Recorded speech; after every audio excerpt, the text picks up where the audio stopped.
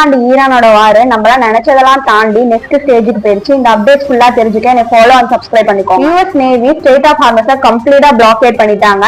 அப்படின்னா என்னன்னா, அவங்களோட நாட்டு கப்பலை உள்ளுக்கு அனுப்பல அப்படின்னா வேற எந்த நாட்டு கப்பலையும் அந்த ஸ்டேட் ஆஃப் ஹார்மஸ்குள்ள அனுப்பக்கூடாது. அப்படி அதை மீறி ஈரான் அனுப்புனாங்க அப்படின்னா என்ன வேணா நடக்கும் அப்படின்னு சொல்லி அமெரிக்கா சொல்லியிருக்காங்க. இந்தியா 85% வரைக்கும் மற்ற நாட்டை தான் டிபெண்ட் பண்ணியிருக்காங்க ஆயிலுக்காக. ரஷ்யா, யூஏன்னு சொல்லி நிறைய அரபு நாடை தான் வந்து டிபெண்ட் பண்ணியிருக்காங்க. இப்ப ஸ்டேட் ஆஃப் ஹார்மஸையும் க்ளோஸ் பண்ணிட்டாங்க அப்படின்னா ஆயிலோட ரேட் வந்து இன்க்ரீஸ் ஆயிடும். ஆனா டிமாண்ட் சேமா தான் இருக்கும். பெட்ரோலோட ரேட் வந்து 150 இருந்து 180 வரைக்கும் கூட இன்க்ரீஸ் ஆக வாய்ப்பு இருக்கு.